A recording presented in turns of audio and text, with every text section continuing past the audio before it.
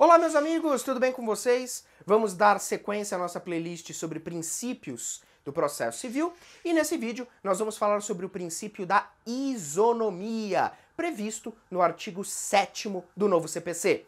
Não saia daí!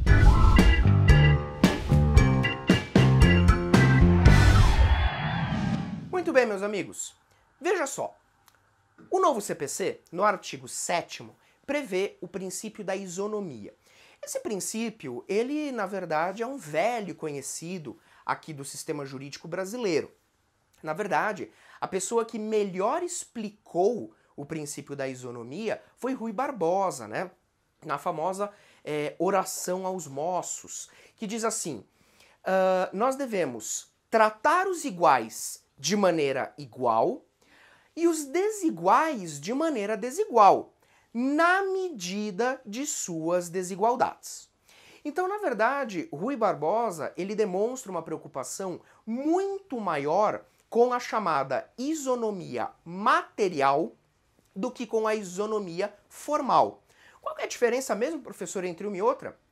A isonomia formal é aquela isonomia que está constante do texto da lei, ok? Então, quando a lei fala todos são iguais perante a lei, nós estamos falando aí de isonomia formal, que não é muito o que nos interessa, porque o que interessa mais é a isonomia material, ou seja, quais são as medidas, quais são as previsões práticas que efetivamente buscam reduzir as desigualdades entre as pessoas, ok?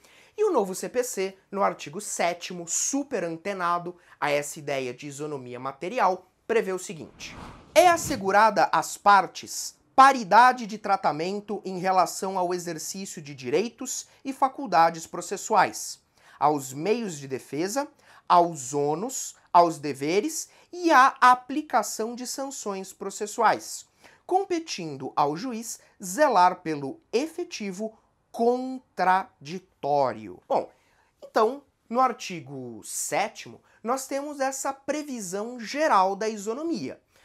Então a ideia que nós temos é a seguinte: ao longo dos dispositivos do novo Código de Processo Civil, nós precisamos identificar diversas passagens em que o legislador se preocupou efetivamente em tratar as partes dentro da isonomia.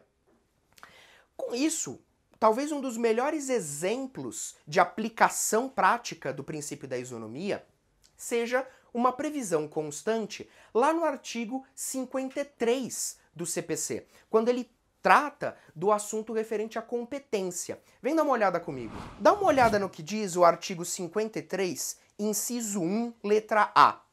É competente o foro, inciso 1, para a ação de divórcio, separação, anulação de casamento e reconhecimento ou dissolução de união estável, a linha A, de domicílio do guardião de filho incapaz. Pois muito bem, você repara o seguinte: quando o artigo 53, inciso 1, a linha A, traz pra gente essa regra de competência, ele está buscando tratar as partes desiguais na medida de suas desigualdades.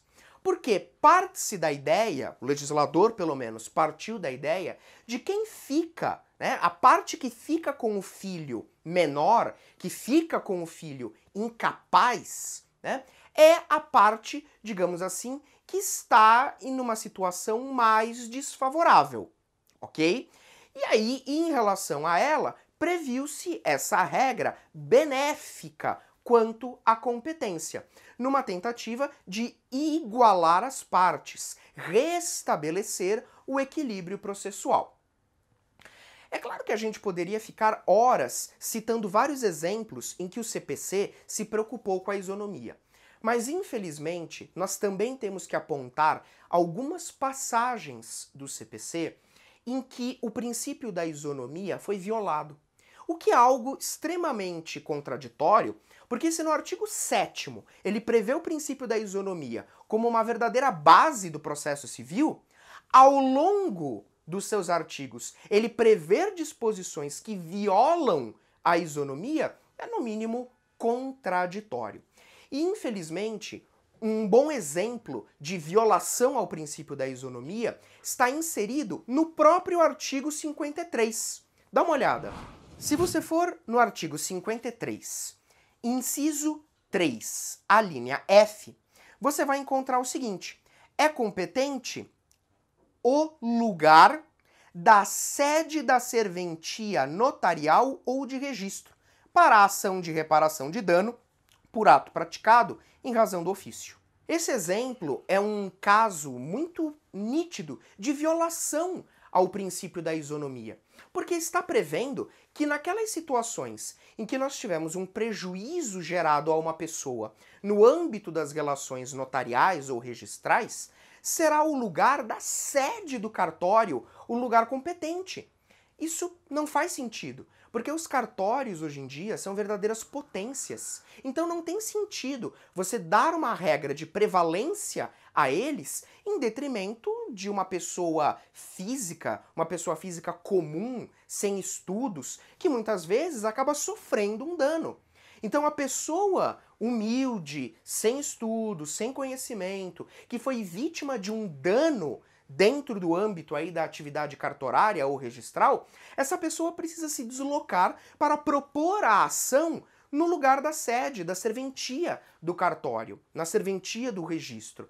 Então isso mostra, sem sombra de dúvida, uma discrepância, uma violação do princípio da isonomia. Porque tendo os cartórios a força que eles têm, não haveria necessidade da previsão de uma regra benéfica como essa. Um outro exemplo nítido também de violação ao princípio da isonomia é o artigo 98 do Código de Processo Civil, mais especificamente no parágrafo 8º. Olha o que diz o artigo 98 no seu parágrafo 8º.